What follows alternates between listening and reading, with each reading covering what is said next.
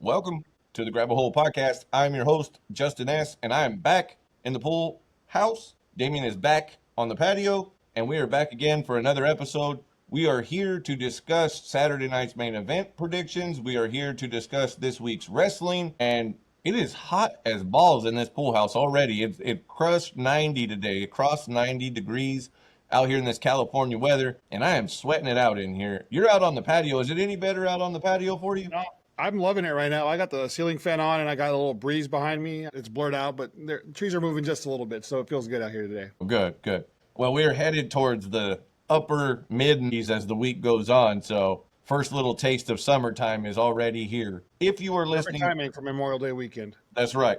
If you're listening to us on Spotify, Amazon Music, or Audible, thank you. Make sure that you hit the like, the bell, the heart, whatever it is, to make sure you get these as soon as they drop. We are also on YouTube. So if you're watching these on YouTube, make sure you subscribe to the channel so that way you are notified when we drop these as soon as they go. Obviously, if you're somebody who enjoys wrestling, enjoys us doing the armchair quarterbacking that we do and giving our opinions on this, please make sure that you hit those things. Every little bit helps. As we said, we're a quote unquote mom and pop type podcast where we're doing this all by ourselves. There's nobody sponsoring us yet. There's nobody helping push us. So we're as much love as we can. We need all of it to keep this thing growing and keep it going. So we've had a week off. How have you been feeling with this week going from SmackDown to Raw and where we're headed with SmackDown's main event, or Saturday night's main event rather? How are you feeling with this week's wrestling overall before we get into the recap? You know what? I actually enjoyed SmackDown and Raw. Nothing mind blowing, but they're telling nice little stories, keeping things going. As stupid as it may sound, I'm almost looking forward to the John Cena R-Truth match at Saturday night's main event. Okay, we're gonna have to talk about that because you said last week you were out if that's where they were going with it. A little popcorn match never hurt anybody. Fair enough. Well, let's recap SmackDown and get this thing going. SmackDown started with a promo with Jacob Fatu and Solo Sikoa as they introduced JC Mateo, formerly known as Jeff Cobb, which I assume that's what the JC stands for. Alexa Bliss picked up a win, qualifying for Money in the Bank over Chelsea Green and Michu. Aleister Black took on Carmelo Hayes. The Miz got involved and wound up muddying up that match. Solo qualified for Money in the Bank over Rey Fenix and Jimmy Uso. And then JC Mateo made his in-ring debut against LA Knight. And the main event was Tiffany Stratton versus old Nia Jax for the WWE Women's title. So just in a nutshell with that right there as the card, I don't feel like it was a great card, but I don't feel like it was a bad card if you were to tell me that was the entire card in the advertisement. But I do feel like that's a strong main event. So let's start with the introduction of JC Mateo. How did you feel about Jeff Cobb, JC Mateo being introduced this way? I don't know a whole lot about him. I had heard the name, didn't watch him a lot. I was surprised at his ring gear. I don't know if that's what he normally wrestles in. No, he normally wrestles in a singlet.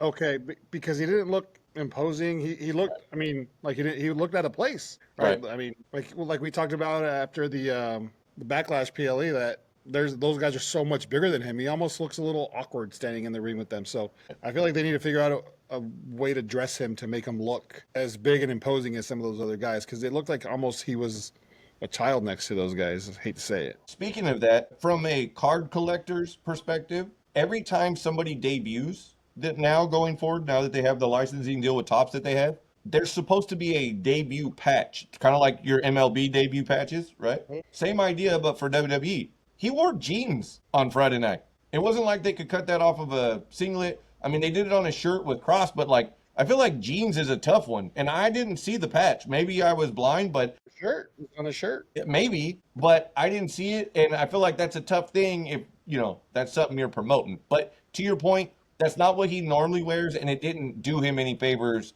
in his presentation aesthetically. I agree.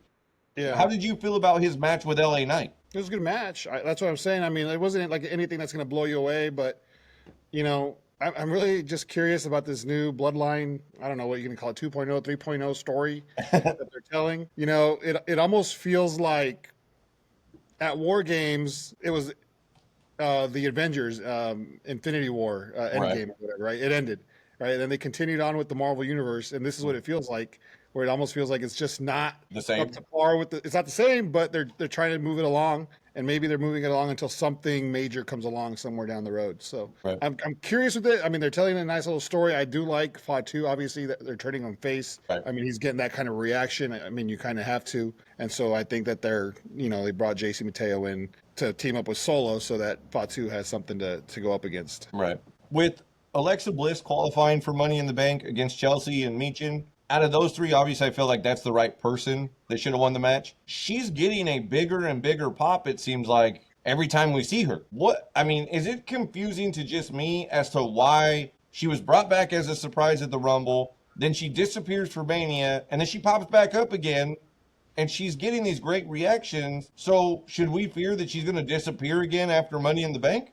Because I don't think you can put your eggs in that basket currently, can you? As far as being the one that, like, you think she's going to be the one to come down with the briefcase? No, I think what happened was that they had other plans for her, and maybe for whatever reason they fell through, and so that she went away for a little bit until they figured out what to do.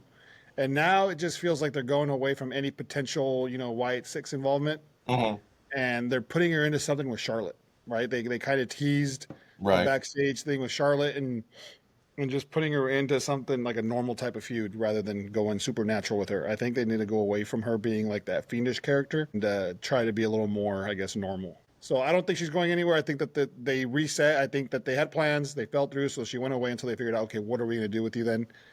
Now they know what they want to do. Maybe it's winning Money in the Bank. Maybe. I'm sure everybody would love that. Alistair, I was disappointed. I mean, you said it was the right person. I was ready for a Chelsea Green push, right? I didn't think Money in the Bank. I think that she should be in the match, but you're not going to put her over Alexa to get in. I'm hoping that there's going to be like the last spot is going to be the losers of the match, and yeah, something like that, and then maybe she can get in that way. Unless they just want to give her organic, make it organic, where she just wins, just outright and she becomes the next number one contender. Because I mean, they could, right? They're pushing Tiffany as a face, so they, they're full go there. So her with Piper and Alba Fry. I mean, she would pose a legitimate threat to that if they decided to just kind of go that way. Yeah. Aleister Black took on Carmelo. Miz got involved and ate a black mass for his troubles. How do you feel about this being Aleister's first program back, and how do you like Carmelo and the Miz tandem? I didn't think I would like the Carmelo and Miz tandem, but I think I talked about it when you live in an alley, man. That's how real this podcast is. It is. I mean, I'm in the elements, man. This is what we're dealing with here. People jumping through the alley and their little motorbikes or whatever that was. But I kind of like it. I think I talked about how the Miz kind of he helps prop people up. Like, say what you want. I used to hate the guy forever. I just thought it was a wasted character.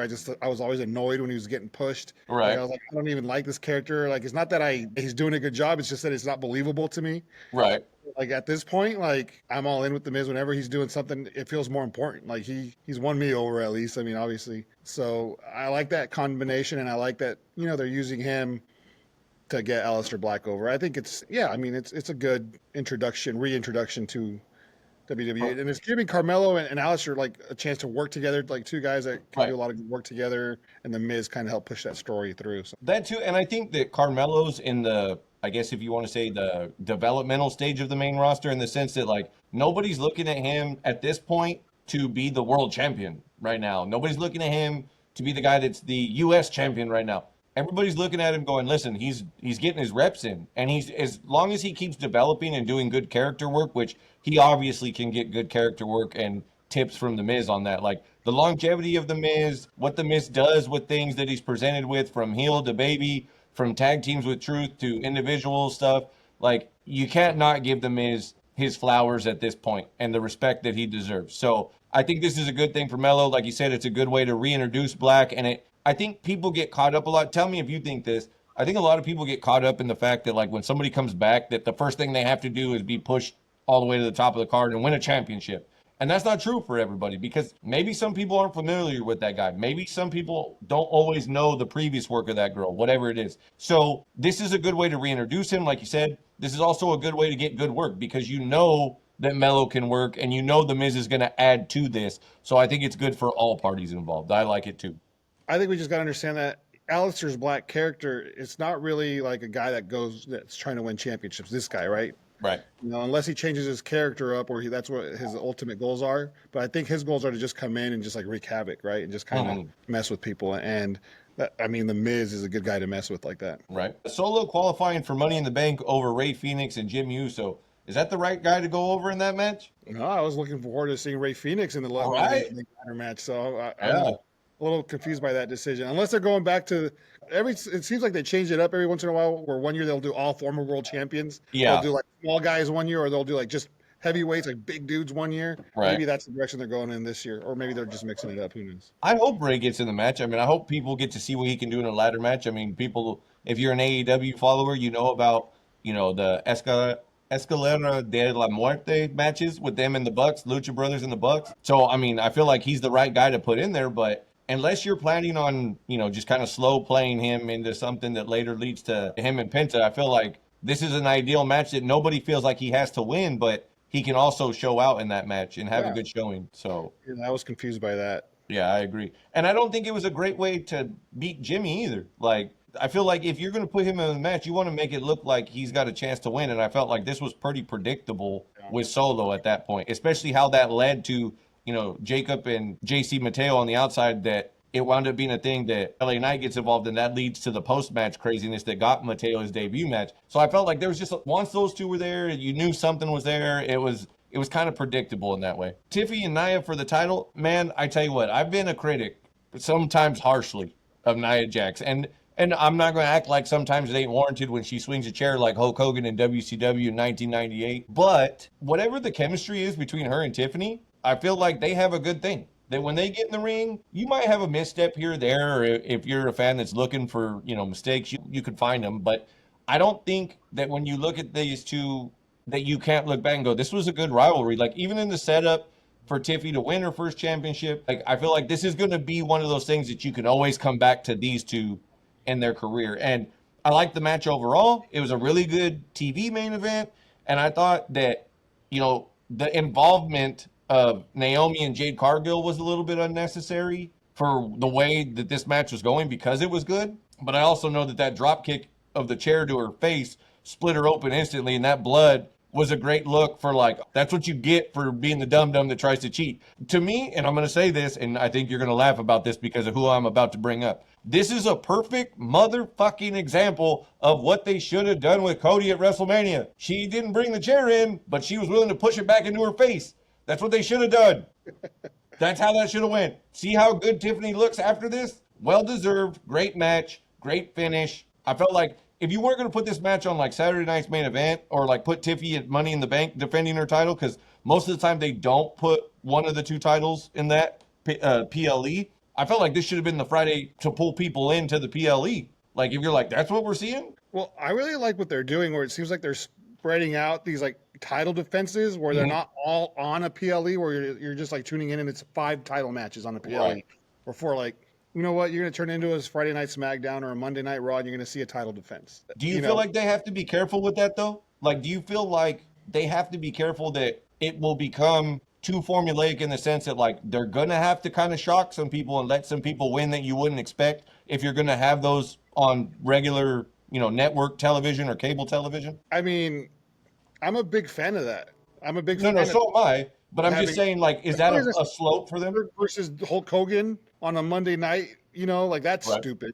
Right. But if it's like a Nia Tiffany match and Nia would have won, that would have been, they're like, oh shit. that would have been like, oh shit, like, they actually did it. Or if it's Jey Uso and Gunther on June 9th, like, oh shit, like, they actually pulled it off on a Monday night. So I don't know. I don't like the predictability of it. Oh, title match is going to be some sort of a schmoz ending. Right. I like the idea. Like, if they do start doing some titles switches on these shows, that it makes you want to tune in. Like, are they going to pull a trigger this week? Right. Was there anything? I take that back. There is one thing that I'm missing. It was announced that Julia is now a full-time member of the SmackDown roster. I feel like what her and Roxanne were doing was really good. I don't know why they exactly shut that down. I mean, I like her doing her own thing and being on SmackDown and bolstering that, because, you tell me if I'm wrong, I feel like whoever's writing SmackDown is doing a better job in the women's division and how they're involved in the show overall to make me care about the women's titles and what they're doing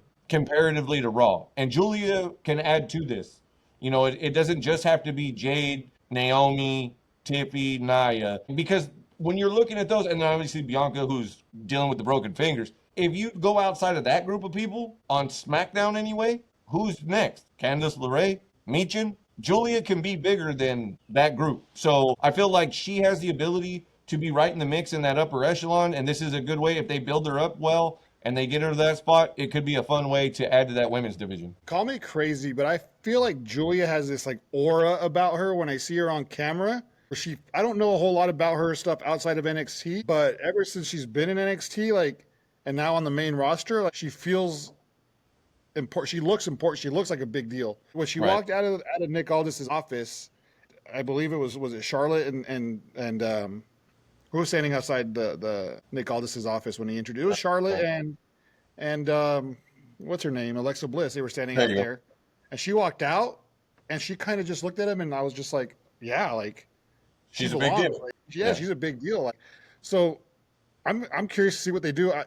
Obviously she's not American. She's foreigner, right? So I don't know how good her English is, but a little rough. That's always a tough is to get. I'll say this. You can understand her better than Io. Yeah. But yeah, I'm excited to see her there. And, over on Raw, we'll get into it, but Roxanne also. Like, I thought they would have made a good tag team. That the way that they were presented, they would have been a good heel tag team, but they have a heel champions, and they're kind of putting the championships on a back burner right now because Alexa Bliss is off shooting a movie, and they probably want to keep the title. You mean Liv Morgan? Yeah, I mean, yeah, Liv, Alexa, they're like, I'm going to do that a lot. Yeah. No, I get it. So the tag team titles aren't going to be, challenged for anytime soon. So, you know what? I felt like Raw was starting to, with both of them, Raw feels stacked. But so now with them split up, it feels like you're looking at a little more balance. The top. But I think you mentioned it that, there's such a huge drop off, right? And that's kind of the struggle that the women have sometimes is that they're so top heavy. Like, it's really hard to like elevate a woman to that like main event status or, even like a contender status and making it feel realistic. Like a Candice LeRae type. Like, she's been around the world, she's been wrestling forever, but she just doesn't have that look to make her feel like she belongs at the top of the card or there's, but she's going to be a good worker probably for the company for a long time. So Julia steps right in. She goes right into the top, I think. Gets right in there. Well, let's recap Raw and talk about Raw. Raw started with Logan Paul and Gunther's promo. Then it ends with Jay giving a super kick to Logan. AJ and Penta lose their tag match to Finn and JD McDonough thanks to your boy El Grande. Roxy winds up beating Becky and Natty to qualify for Money in the Bank. Sheamus over Grayson Waller. Rhea over Zoe Starks and Kairi Sane, and we'll talk about that in a minute. Then we get Jey Uso versus Braun Breaker, which, as you would expect, they're not going to give that away. So you get the DQ finish and Logan Paul's involvement in the end. And as you said earlier, Roxanne Perez was introduced as an official member of Raw this week before her match with Natty and Becky. We've talked about our, if you want to say dislike, if you want to say feelings of lack of character at this point, expansion with Logan Paul. How did you feel that the promo segment went with him and the crowd reacting to him and then him and Gunther going head to head? Well, I'll say this. The crowd reacted to him. The crowd was actually, for whatever reason, reacting to him. And I think he did a good job in this instance of playing into it, telling them not to eat or whatever. And so they and I thought it was actually pretty good. And I think he kind of fucked up when Gunther came out and started his rebuttal a little too soon. Right. Because Gunther was like, hold on, I'm not done yet. Yeah. Finish what he had to say. I thought that was a mess up on his part, but he was a little over anxious. Yeah, but Gunther played it off and did it well. He obviously is a true pro. So I don't know, man. Like, I do like that they brought Gunther into the mix, right, of the story, and it gives you that seed of doubt that maybe Logan Paul can win this match, or that he may win this match, and Gunther's going to sit there and wrestle one or the other. I saw this guy on TikTok who had a theory that the reason why Gunther and Pat McAfee had a match was to elevate Gunther's status on ESPN, right? Because he was on ESPN doing promo work for McAfee to get him ready to give him more recognition for Logan.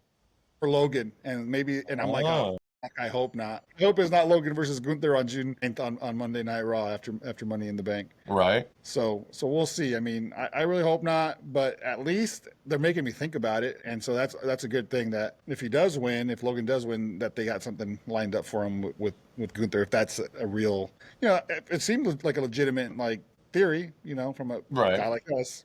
Can't dismiss what he has to say. Otherwise, people are going to dismiss everything we have to say. So Yeah, just yeah. gotta at least take it and think, hey, you know what, that guy had a good point. I I, wish I could. I wish I could give him credit. I didn't save his his ad. account. Yeah, yeah.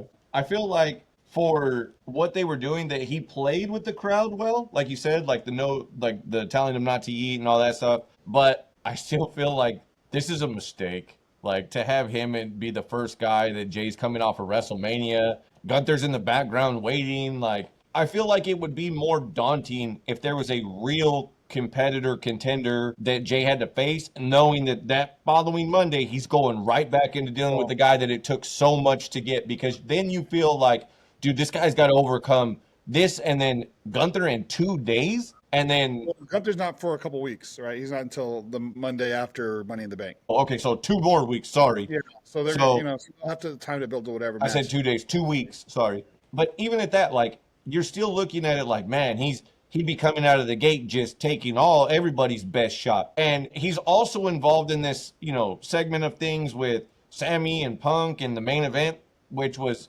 Jey Uso and Braun Breaker, like we said, and to which we said Jay got the super kick at the end of this promo, but Logan was the one standing tall at the end of the show who got his get back after the end of that whole brawl and setup. So to me, I feel like it's a little. I like that they're involving Jay in other things, like with this whole Braun and Seth thing, because Seth is going after that. Heyman did a segment with him where he said the long game is that Seth and the World Heavyweight title come back together, which is great, and that they're interweaving that. But I don't feel like Logan's the guy. Like, if you were telling a story that Jay shouldn't be overlooking Logan and that that's the rookie mistake as a first time champion, then I get that. But that's not what they're doing. They're not saying that he's taking Logan easy. They just keep letting Logan sneak attack him, sneak attack him, sneak attack him, which is a burnout version of the character you and I have already said we've seen enough of. So to me, that's why I don't really care for this going into Saturday night's main event. I'm more worried about what they're going to do with him and Gunther and how they come out of that, because I would rather see Jay and Gunther and like Rollins in a triple threat match, or if Gunther somehow takes the title off of him, then Rollins and Gunther heads up, or Jay versus Seth in a match without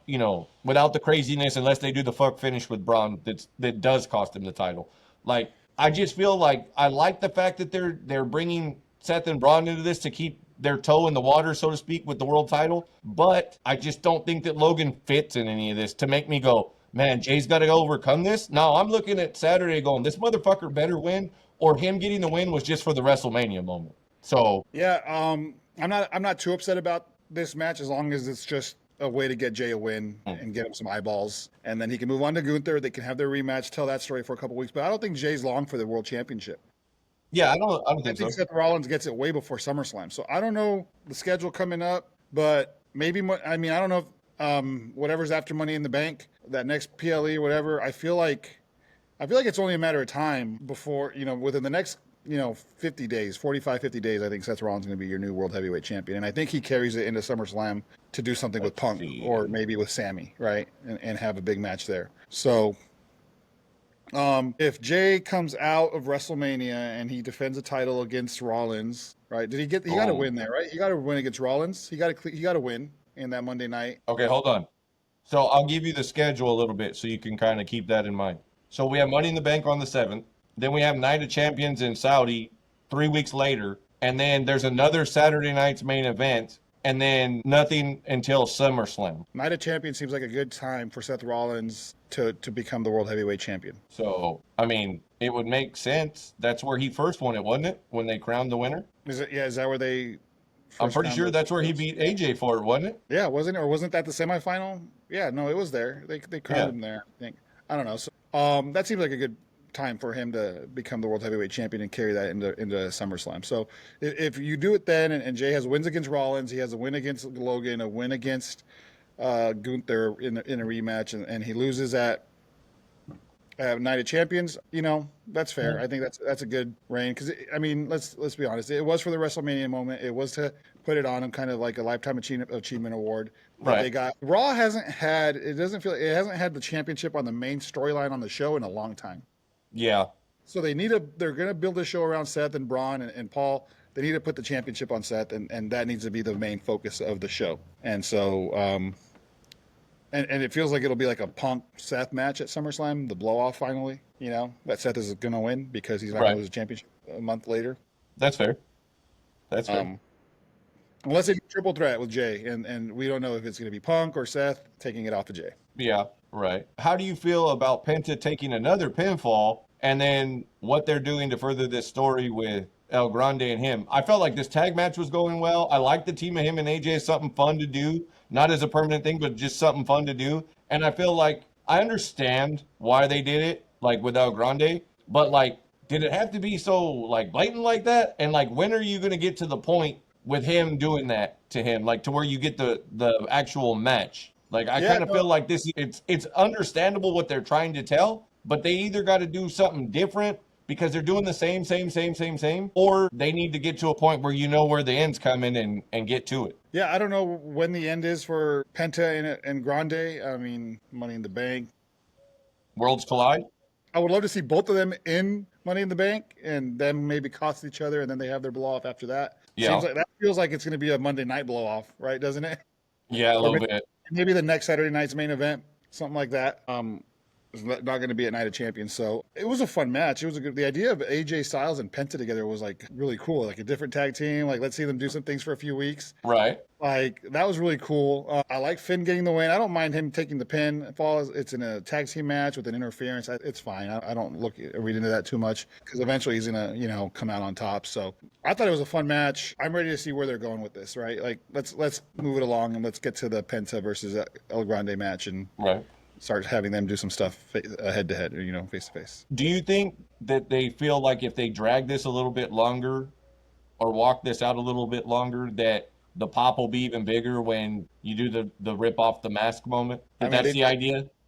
they dropped the ball the last time that Chad Gable had a big storyline where somebody was about to get over on him. They never pulled the trigger on that. But Right. hopefully they don't take too long on this one. Yeah, exactly. No lie. I really hope that they find somebody else. I really hope that whoever, like it's Gable playing Penta or playing El Grande right now. Yeah. I really hope that they find somebody with a similar build and a similar look to him. And when there is that reveal, it's like not Gable, right? Like that's what I'm really hoping for. Right.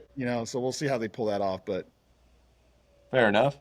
what was the one where they always talk about when Macho Man was in WCW and he was under the mask? It wasn't always him, but when they did the reveal, it turned out to be him. Oh, I don't know. I have to look that up. Yeah. Anyway, Rhea qualified for Money in the Bank against Kairi Sane and Zoe Starks, and Zoe Starks looks like she just ripped her knee to pieces on a move that her foot shouldn't have got caught underneath her, unfortunately, but it did, and took her out of the match right away, where it seemingly just turned to a singles match because of that. And at that point, I don't think anybody thought that Kairi Sane was going to get one over on Rhea going into Money in the Bank. One, how do you feel about Zoe being injured and what that means for her based on, they just had the releases. She made it through the rounds of cuts. Now she's hurt, and we don't know how good or bad it is. They haven't really said anything yet publicly, nor has she. And where this puts Rhea and Money in the Bank. Do you like Rhea being a member of the cast of Money in the Bank for the women? And how do you feel about what this means for Zoe going forward? Yeah, we'll start with Zoe. It sucks for her. I mean, good for her. She if you're thinking releases and you hear some of the names that were on there, like she probably could have been one. Right. She wasn't. Good for her. It sucks that she's hurt. She was out for what 3.5 months, I heard. And she came back first match, and then this happens to her. Hopefully, maybe it's like a hyperextension. Hopefully, it was just kind of like a scary moment, and it's not, or a sprain, and it's not something too serious, so she can come back pretty quickly. But she's just had a really tough time getting going, right? I mean, she can't seem to get any kind of momentum. I really thought when they had her with Trish that I thought that they were kind of trying to push her, That was something. hard, and I mean, I hate to say it, but she just lacks charisma. She doesn't have aura the way Julia has aura. She's just kind of there. And so that sucks for her. I mean, she got hurt, but maybe she can take some time off and come back kind of as a different character. So hope she's okay. As far as Rhea goes, I like her in the match. I don't like her carrying Money in the Bank, but I like the idea of her like throwing these smaller women around in that match. So I feel like it could set up for some potentially cool looking spots in that match. And it's obviously with 6 or 7 other women in the match, it's an easy way for her to be showcased and not win because she doesn't need to have Money in the Bank. So yeah, I agree. I like it. And it gives that match gravitas, right? It gives it a big name. I don't imagine Charlotte wants any part of that match with her knee issues, right? I don't imagine Becky or Bailey are going to be in that match. I don't know. Well, Becky lost because Lyra got involved, right? That's why Roxanne won. And I do like that for Lyra. Like, I do like that she got involved and took Becky out in what you kind of assumed was going to be her, like, oh, well, she's going to get the win there. Roxanne's the up-and-comer. Natty's the vet that they seem to use when they need a good hand.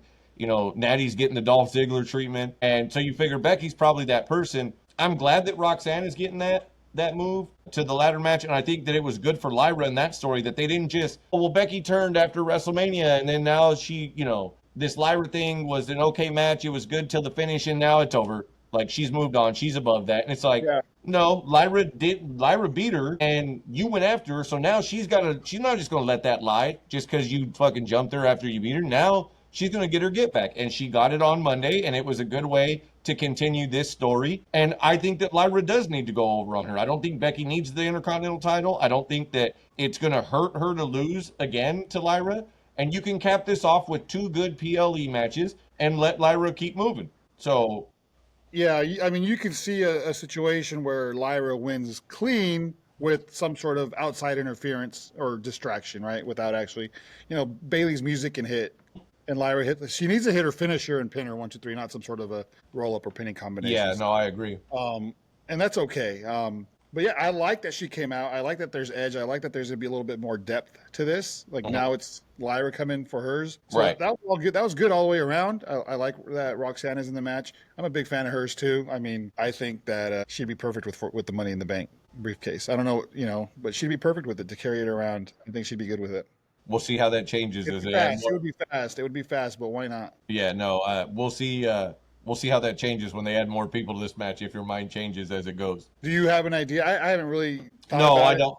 Yeah, who's going to be in there? I haven't looked too much into Chelsea's it. not in there. I don't think Alexa, maybe she could use it, but I don't think Alexa or Rhea need it. Yeah. I don't know who else is going to come in. Is Julia going to get a spot in there?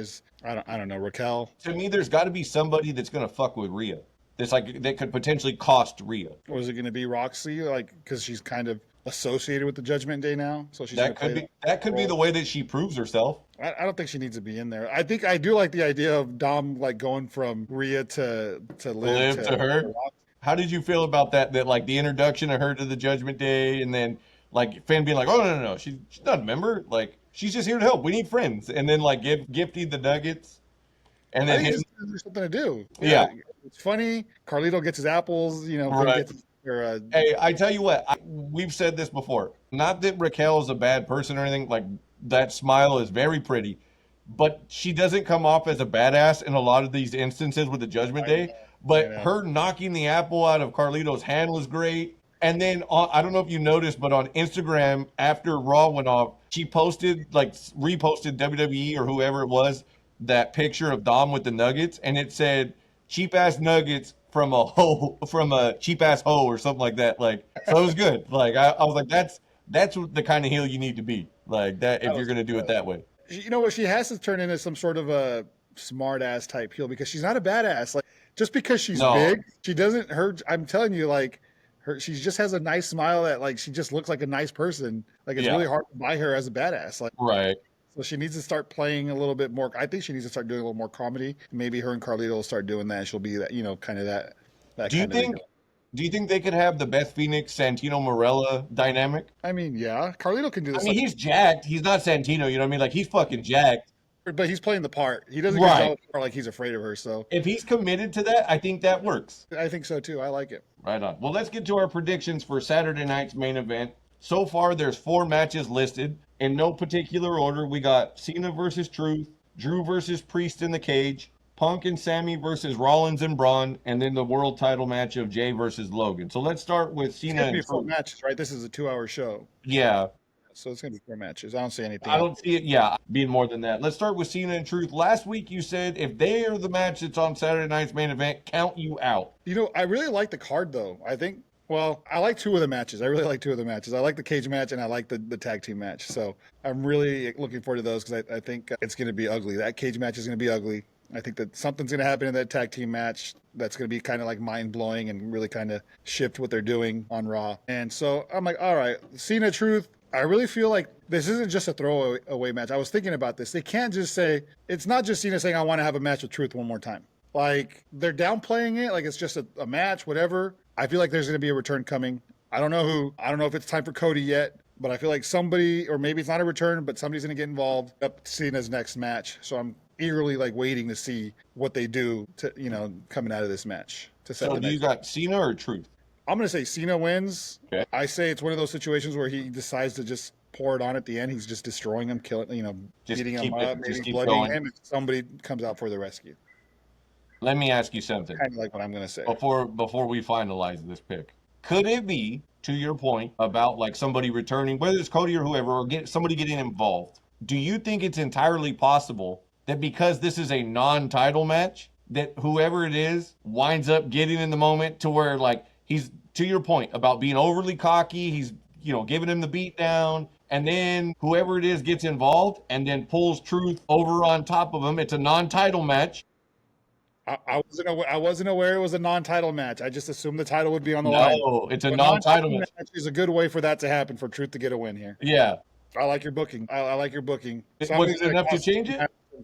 You're muted. My bad. There's a dog barking in the background. And No, you're good. I'm still talking, but no, I'm gonna stick with Cena. Too many times we think that We overthink that. Purpose, and Saturday Night's main event basically is like a straightforward Yeah. match, So I have my swerve coming later. Okay. So I'm gonna say Cena wins, and then somebody comes out to rescue Truth from a beatdown. Okay. Well, based on what I said, I'm gonna go with Truth because it'll give us something different. There's only 4. I'm gonna give it something. I'm gonna say Truth gets laid over on top of Cena, thanks to the help of somebody else, and you have that moment of what was it, Evolution and Batista, right, where Hunter eats the pin because they lay him over. Batista lays, who was it, Jim Ross or whoever it was, over on top of him, and he makes the referee count to 3. So I'm going to say we have that moment. Somebody gets involved in that. The referee is down, and we expect Cena to go for the title, whatever. Whoever he has with him, like that comes out and is involved, they grab the title when he reaches for it, and he turns back,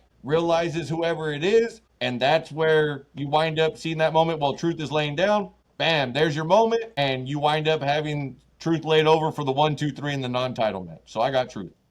Who do you think? Who do you think it is? I mean, I think it's got to be Cody if that's the direction that they're going. I don't know who else is out there. I think if you're, to your point about the Saturday night main event being straightforward, I think it's got to be Cody. I think you're right. I don't think there's anybody else.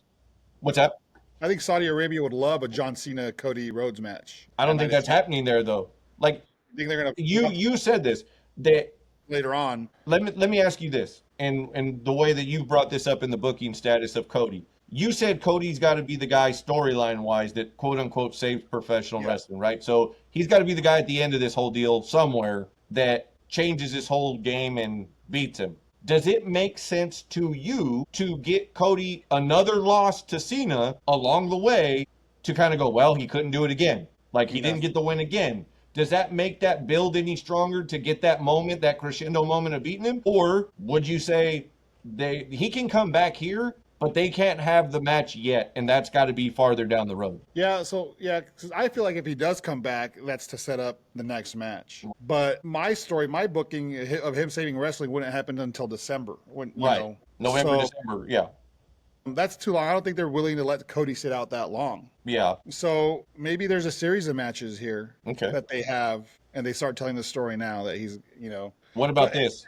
I mean, what about this? And this is just off the top right now with the way that we were talking, brainstorming this. What if he does come back and Cena's argument is you start at the back of the line? You don't get to fight me. You got to go through everybody else before you get to me. And that's how they spread it out. I can live with that, where Cena can do his other matches and Cody's in the background winning until Cena has no choice but to give him his match. Yeah. So, because I'm sitting here like it's not going to be Roman. I'm thinking about Cena's next opponent. Punk's busy; he's doing other stuff. Then Sammy's busy doing other stuff. I mean, I don't know. It feels like they're going on this nostalgia tour. It's going to be somebody that he's faced in the past. Right. It doesn't seem like they're giving him anybody new, because I would say, like, why not like an LA Knight match? Give LA Knight that moment where maybe he's got a match against Cena at Night of Champions just to see what he can do. Or even if Jacob Fatu, like, I know it's probably too fast, too soon. They don't want to do that to Fatu, but fuck, like, why not put him in there with him? But that's not what they want to do with Cena. They're giving him older guys that they can have slow matches with. And last I read, the rumor is that this Travis Scott tag match with him and Cena versus some other two is sooner than people realize. You can do the tag match at Night of Champions. I don't Champions know. are in the match, but the title's not being defended, right? Cody and Bad Bunny against John Cena and Travis Scott. I don't know. I'm just thinking musically here. Bad Bunny is starting his worldwide tour. Decided to skip the U.S. on this one, so maybe he'll do a match in Saudi Arabia. Maybe. I don't know. Let's get to match number 2 here. Damian Priest versus Drew McIntyre in the cage. How do you like this match, and who do you got? I'm sorry. John Cena and Travis Scott. They do have a tag team match. It's got to be at SummerSlam in New York, right? Like it's 2 nights, so it's got to be. SummerSlam, it's got to be. Yeah, that's a good point. That would be huge. Maybe he's doing double duty where it's a tag team where they do the same thing with the Cody Roman thing where they have a match on Saturday and then on Sunday he's main eventing. Maybe. So the steel cage match, Drew and Priest. Who you got, and what do you like about this? These guys, for all the complaining that people were doing about Drew McIntyre, Damian Priest at WrestleMania not being the perfect placement for Drew, maybe it's not, but I love the work that they're doing together. I mean, the matches have been good. Like their interactions have been great. Like the matches have been great. I'm looking forward to the steel cage match. I think it's gonna hurt us to watch it.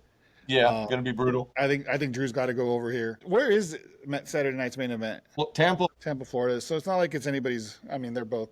It's a 4-day run. It's I believe it's Battleground, NXT Battleground, and Saturday night's main event, then Raw, and then Tuesday's NXT show, all in the same venue in Tampa. Okay. But yeah, I think that Drew is going to go over here. I think it's got to be Drew. I'm with you. Yeah.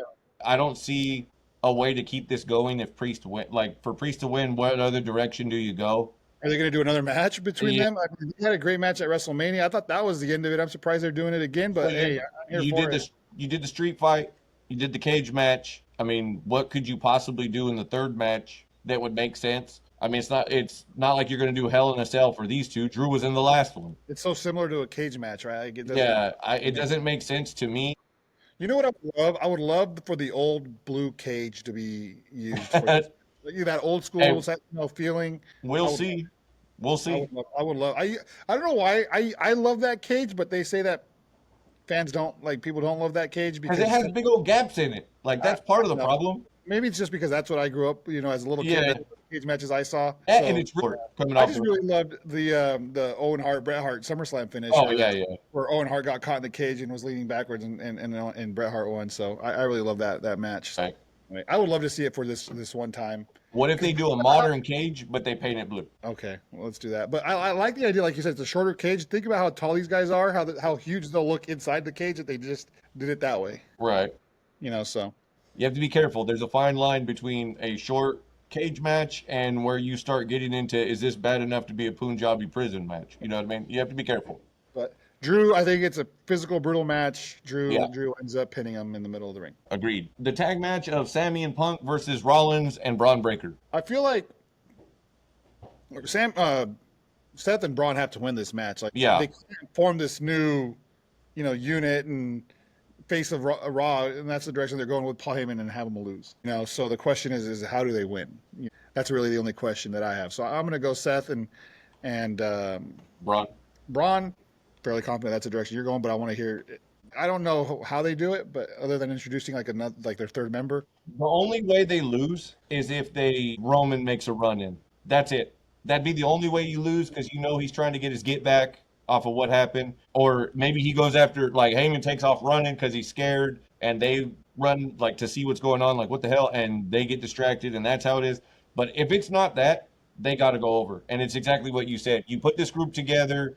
I will say I like that Seth has gone away from the big puffy, outfits, that it's more of the no shirt and a long jacket or a tank top and a jacket with actual pants. So I like he's changed his look. I like a lot of the demeanor. We said that this was going to be a good thing to freshen him up. And they're not using Heyman so much where he's not talking. They're letting both of them talk. And I think with Braun, this is going to be another great match for him. You know what he can do. I think those things are all there. So I don't see a reason for Punk and Sammy to win. And I think if you have them lose, then they have to go get a third guy to be all right, let's go fucking deal with these guys. And you further that story by keeping Seth and Braun and that group away from the world title a little longer by those guys getting a third. And then maybe Seth and Braun try to get somebody to be their third or add a third person to their group, right? And that's what we get at Night of Champions. You know, like the obvious, like the guy that should be the third guy would be Austin Theory, but they kind of already tried that with him and Seth before. Yeah. So I don't know if that's the direction they go. So I'm curious as to who would be their third guy. Part of me says that the turn here, the swerve is Sammy turning Yeah. on Punk and joining. I think that's the everybody's most favorite option here. I was thinking somewhere like Ethan Page. Is he somebody that would look good alongside those guys? Crazy enough, one of the guys on Discord, one of my buddies, said the same thing. They were like, he would be the guy that fits that. He could be the guy that's taking pins when the Yeah. when the And situation he's warrants been the it. guy on NXT recently that's been the ruthless motherfucker. Yeah. So it would make sense. He's not big, but He's big enough.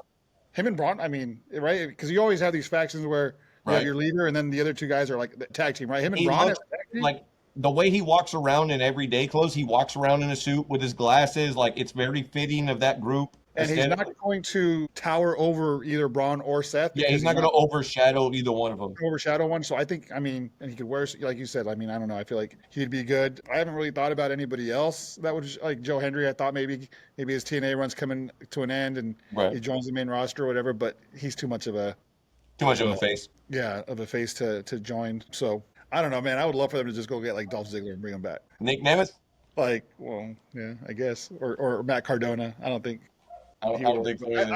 I think it's going to be either a Sami Zayn turn or Ethan Page coming out to help him get the win. Like you said, the only way is if they're ready to have Roman return. And so now it's 3-on-2, but then I don't see Ethan Page being that third guy that would even up that match. Like I feel like right, it'd have to be somebody bigger. That's bigger than that. Yeah. And I don't, to have that 6-man match somewhere down the line. Right. No, I agree. Curious to see, so I don't think Roman's coming back yet. I don't think so either. I don't think it's time yet. So I think that's why those guys win. Jay and Logan for the world title in the main event. I got Jey Uso. I think that's the obvious choice here. I think that you set up the rematch for him and Gunther and go ahead and get after that and that build, because now he doesn't have that momentum of watching Gunther beat, Jimmy down and take him for granted, and the story can be told differently for this follow-up match. So, and God knows I just don't want to see Logan Paul as the world heavyweight champion. No, I think it's going to be Jay. My prediction is whatever Logan's buddy comes out with the brass knucks, tries to hook him up. Jay uses them. Okay. Jay says fuck it and uses them so that Logan Paul has his excuse. Okay. And goes, so he got cheated out of it. Jay looks strong. It doesn't look like he was a bitch and didn't use them. Fair enough. So I say that's what happens. Okay. But all this has me questioned, because I really do think that he wins, he goes and beats Gunther, and then loses to Seth. I think Night of Champions is a good time to lose to Seth. I don't see how, and I'm telling you, going back to the Money in the Bank that's just coming up, I keep thinking about this. I hate the Money in the Bank match. I think it's lost its luster because I don't want to see anybody win it and then interfere with either Rollins or Cena's championship reigns and end up with... Okay, but what if it's Braun and Seth in the match and Braun wins it and hands it over? Or that they turn around and have Seth win it. Like, he guarantees Seth winning it. I mean, I guess, but you don't need Seth to win Money in the Bank they would just be wasting it, is what I'm saying. If it is Seth, then they're just wasting Money in the Bank. What if they let Cena win it so nobody can take the title away from him? Yeah, I don't know who's going to be in that match, so... He can hide a lot of his problems in that match. Like, you're going to have somebody win that match and then hold the title or hold the briefcase until after Cena retires, right? It's going to have to be like... I mean, if you go the other direction, you don't. And just take it off him? And let's be clear, it does not state that it has to be the WWE or World Heavyweight title, right? It could be the NXT Championship. It could be, you know what I mean? Like, I mean, exactly, but that means it's being wasted. That means it's being wasted, so... If you're not... I really think, listen, this is my thing is, if they're going to have Money in the Bank, the best way to use it is at WrestleMania. Yeah. Not its own pay-per-view, but this is a perfect way to get 6 or you can do 8 men in a ladder match that means something, in a marquee match at WrestleMania, rather than having its own like pay-per-view off to the side. Right. I don't know, rotate it where maybe one year it's the women at Mania, one year it's the men at Mania, then the men or the women have their pay-per-view on their own or the PLE on their own. Last question I got for you for Saturday night's main event. Out of those 4 matches, which one do you believe is going to be match of the night? Drew and the cage match? Yeah, the double Ds. Okay. All right. Can never go wrong. Double Ds. Yeah, can't go wrong with double Ds. That's facts. As we wrap up, I just want to give a shout out to our third man in this group, tonight. He said last week, "Oh, I'll be back," but unfortunately, there's some personal matters going on that he's dealing with as we speak. And I just want to give him a shout out and let him know that it's all love from us. And, you know, we'll be waiting to talk to him as soon as we can and make sure that he knows that we're here for him. And I'm sure that we speak for the listeners that enjoy our show, that they're sending their love to him, and that he'll be back as soon as he feels like he's ready to be back. As we said, unfortunately, some personal circumstances took over, and he's going to be back whenever he's ready to come back. So shout out to David, and we love you, buddy, and we'll see you soon. What do you have to say on that matter, Damon? Yeah, man, we love you, David. There you go. Makes it real easy. As we get out of here and wrap this thing up, what do you have to tell the people on the way out? I got nothing. He's got nothing. We'll see you after Saturday night's main event on another episode of the Grab a Hold podcast.